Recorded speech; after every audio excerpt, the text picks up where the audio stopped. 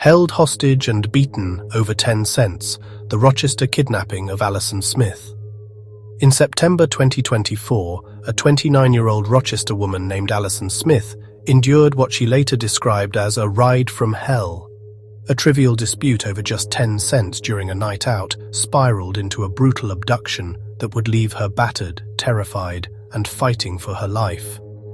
This harrowing incident, shockingly triggered by a mere dime, remains one of the most intense local crime stories in recent memory, even though it stayed largely confined to Rochester's local news reports. What follows is the true story of how an ordinary evening turned into a nightmare of violence, and how Allison found the courage to survive it. A night out turns dangerous. On the evening of Friday, September 13, 2024, Allison Smith was wrapping up a night at a local Rochester bar and grill called Four Guys on North Clinton Avenue. As she cashed out her bill of $5, Allison realized she was 10 cents short. She asked a pair of strangers, a woman and a man she'd never met, if they could spare a dime in change. In a gesture of seeming kindness, the unknown woman handed Allison a $5 bill to cover the tab. Allison then returned $4.90 to the woman, apologizing for the missing 10 cents, and even explaining that she had $1 in her car across the street which she could retrieve to make the amount whole. What should have been a trivial misunderstanding escalated shockingly fast. The woman who lent the money became irate that she hadn't gotten the full $5 back over just 10 cents, and she and her male companion started confronting Allison angrily. Sensing trouble, Allison tried to defuse the situation, assuring them, "No problem, I'll grab the extra change from my car. I don't want any issues." She then headed to her car, parked across the street, intending to get $1 to settle the silly 10-cent difference. But the two strangers followed her, and as Allison opened her car door, the confrontation turned into a nightmare, carjacked at gunpoint. The angry woman and man forced their way into Allison's car, producing weapons and holding her at gunpoint. In an instant, a minor bar dispute transformed into a violent carjacking. "They got into the car, threatened me with weapons and told me to drive," Allison later recalled of that terrifying moment. With a gun to her side, Allison had no choice but to comply. Her heart pounding, she started the car. What she didn't know was that her ordeal was only just beginning. The two assailants weren't interested in a quick robbery and getaway. Instead, they kept her hostage in her own vehicle, forcing her to ferry them wherever they demanded around the city. Under duress, Allison drove wherever her captors instructed, all while they menaced her with their weapons. Any hope that this was just a quick intimidation that would end peacefully soon vanished. As minutes turned into an hour and the car kept moving through the nighttime streets of Rochester, Allison's fear grew. "It was like once she told me she was taking me home, I knew I wasn't going to make it home," Allison later said, realizing the female captor's promises to eventually release her were lies. Surrounded by two strangers in the dark car, and unsure if she'd survive the night, Allison could only follow orders and pray for a chance to escape. A ride from hell. Hours of terror. For the next several hours, Allison Smith was trapped in what she aptly called a ride from hell. The kidnappers directed her through various neighborhoods in Rochester, making multiple stops for their own mysterious purposes.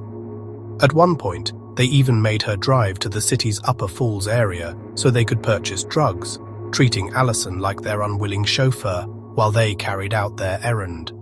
At the very first stop, the two original attackers decided to pick up an accomplice, another young woman. Allison recalls that they referred to this third person by a chilling nickname, Wifey. With this new accomplice, later identified as 20-year-old Shawntae Hall, now in the car, Allison was outnumbered 3-1. She was wedged in by two women and one man, all strangers, all armed, and all alarmingly angry over that trivial 10 cents. Not long after Wifey joined, the tone of the abduction turned even more violent. The kidnappers began to taunt and terrorize Allison as she drove. In a particularly cruel act, one of them took a broken metal pipe and jammed it into Allison's mouth, slicing her lips and filling her mouth with blood. They seemed to take pleasure in tormenting her. Allison was now badly bleeding, and in excruciating pain, but the abuse only escalated. The lead female attacker started savagely beating Allison inside the moving car. She ordered the other accomplice to grab Allison by her hair from the back seat. "She's holding down my head, as the other woman is just repeatedly beating me," Allison recounted later, "and they're telling me I'm going to die tonight."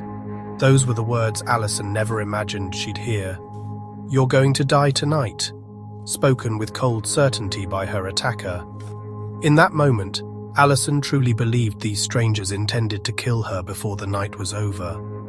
The torture continued as the car kept moving. Allison's face was taking the brunt of the blows. She was punched and struck over and over, to the point that her eyes would later swell completely shut. In fact, when Allison's father would finally see her in the hospital, he was shocked. Her face was beaten past recognition, he said, describing her eyes as swollen shut and her in immense pain. It was a level of brutality seldom seen in a random crime. Allison was being treated more viciously than one could imagine, all over practically nothing. Bleeding, bruised, and surrounded by hostile captors, she felt herself getting weaker. She knew that if she didn't do something, anything, she might not make it out alive. Allison realized that the only chance to survive was to fight back at the first opportunity. As the car slowed down momentarily, Allison decided to act on pure instinct. With the accomplice in the back still gripping her hair and an arm pressed against her, Allison opened her jaw and bit down as hard as she could on her attacker's arm. She bit with every ounce of strength she had left. The reaction was immediate. The person restraining her yelped in pain, and their grip loosened just for a second.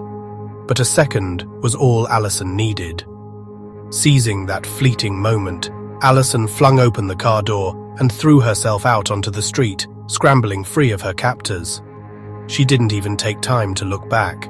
With adrenaline flooding her system, she ran for her life. It was the middle of the night, and she was injured and disoriented, but she spotted lights up ahead, a convenience store on Hudson Avenue. Allison sprinted toward it, blood on her face and terror at her back, desperately seeking help. She burst through the door of the store, startling everyone inside.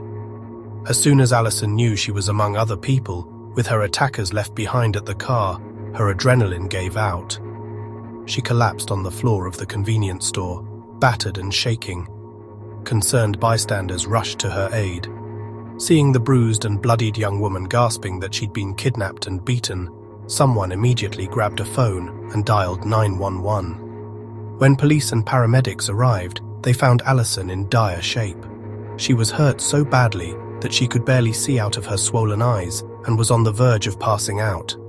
First responders quickly got her medical attention and began taking her statement about what happened. Allison Smith, through tears and pain, recounted the unthinkable journey she had just survived. The strangers with a gun, the carjacking, the hours of being terrorized and beaten, and finally, her daring escape. Officers noted the severity of her injuries and the urgency of catching the violent individuals who had done this. Allison was rushed to a hospital where doctors treated her injuries, which included extensive bruising, lacerations, and trauma from the beating. That night, Allison's father, Shane Smith, got a phone call no parent ever wants to receive, from a Rochester police officer informing him that his only daughter was in the emergency room after a violent attack. Shane raced to the hospital, and when he arrived, he was horrified by what he saw. "I was just blown away by the condition I found her in," he said. Allison lay on a gurney, her face just beaten past recognition. "She was in a lot of pain, and her eyes were swollen shut," Shane recalled of seeing his daughter in that state. It was a miracle that Allison was alive. As one news report later put it, she had been kidnapped and nearly beaten to death that night. Meanwhile, the Rochester Police Department immediately began searching for the attackers and Allison's stolen car. They put out an alert for her black Acura sedan, which the kidnappers had hijacked and used as their getaway vehicle after Allison escaped. Less than 24 hours later, on the very next day, officers spotted a vehicle matching Allison's car driving in the city. It was indeed her Acura, and it was still in the hands of the suspects. Upon seeing police on their tail, the kidnappers refused to stop and led the police on a high-speed chase through Rochester. The pursuit raced through city streets until the suspect driving lost control. The stolen car struck a curb and crashed on Lincoln Street. Before officers could reach the crashed car, multiple suspects bailed out and fled on foot into the neighborhood. By the time police secured the crash scene, the perpetrators had scattered. The authorities did, however, gain crucial evidence. They recovered Allison's car and now had a starting point to identify who had been inside. The stage was set for a manhunt. Neighbors were stunned to hear that a routine police chase in their area had actually involved such a disturbing kidnapping case. With the immediate danger to Allison over, investigators shifted into overdrive to track down the culprits behind this brazen crime. Allison had described her attackers as 2 women and 1 man whom she did not know. She remembered the nickname Wifey being used, which at least gave a clue that 2 of the attackers were close. Using evidence from the recovered car and Allison's descriptions, Rochester police soon identified one suspect, 20-year-old Shawntae Hall.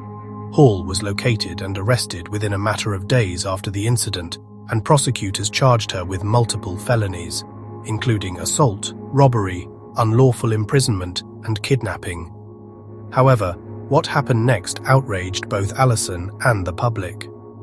Only a few weeks after Allison's nightmare, Shawntae Hall was released from custody. Under New York's bail reform laws, Hall was freed with a requirement to wear an ankle monitor while awaiting further court proceedings. But in a stunning turn of events, Hall never actually received the monitor and promptly disappeared. She skipped her next court date, effectively going on the run. A judge issued a bench warrant for her arrest. For Allison, this was a devastating development. One of the people who had tortured her was now back on the streets. Allison, who turned 30 shortly after the incident, said she hadn't even been able to leave her house due to fear. "I haven't been able to do anything normal," she admitted. Even when trying to celebrate her birthday, she found herself constantly looking over her shoulder in terror. As for the other 2 attackers, the unknown man and the first mystery woman who started the dispute, they remained at large and unidentified. Police appealed to the public for any information on the additional suspects or the whereabouts of Hall, the fugitive suspect. Allison and her family were left waiting anxiously for justice, knowing that dangerous people involved in her attack were still out there. "I want to see people protected," Shane Smith said, warning that this could happen to anyone.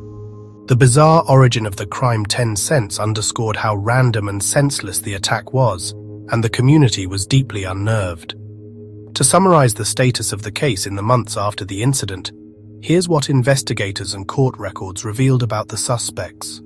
Shawntae Hall, 20, identified as one of the 2 female attackers, the one nicknamed Wifey. She was arrested and charged with assault, robbery, unlawful imprisonment, and more.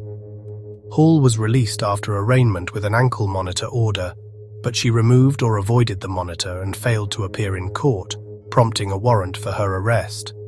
Police did catch up to Hall about 2 weeks later and re-arrested her. She pleaded not guilty to the charges in November 2024 and was again released on supervised house arrest pending trial. Unidentified woman, attacker #1, the initial woman who confronted Allison over the 10 cents, later identified as Sayara Barker, 26, in the course of the investigation. Barker was the main aggressor who beat Allison and forced her to drive at gunpoint. She was not immediately caught, but months later, authorities charged Barker for her role in the kidnapping. She ultimately pleaded guilty to second-degree robbery and in March 2025 was sentenced to 5 years in prison plus 5 years post-release supervision. Unidentified man, the male accomplice, later revealed to be Barker's stepfather, who initially helped carjack Allison. He exited the car at the first stop, just before Hall, aka Wifey, got in. This man's identity has not been publicly released, and as of the latest reports, he remains uncharged and at large. Even with 2 of the perpetrators eventually identified and one of them convicted, the fact that at least one assailant was never caught kept the case feeling unresolved. For a time, Allison had to live with the knowledge that some of her kidnappers were still out there. Allison Smith's ordeal is a chilling tale of survival. A young woman who narrowly escaped death at the hands of violent strangers over a matter of pennies. In the aftermath, Allison faced a long road of physical and emotional recovery.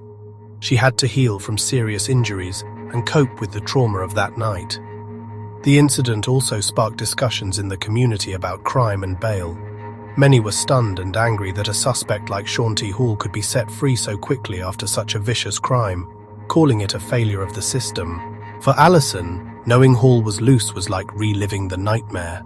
She told reporters she was devastated to learn the suspect had been released and felt it was only a matter of time before something went wrong again. Thankfully, by early 2025, there was some measure of justice. The second female attacker, Tyra Barker, faced the courts and received a 5-year prison sentence for her role. And although Shawnee Hall continued to test the limits of the law's leniency, she was at least back under supervision and facing trial on a slew of felony charges. Allison herself showed incredible resilience in the face of all this.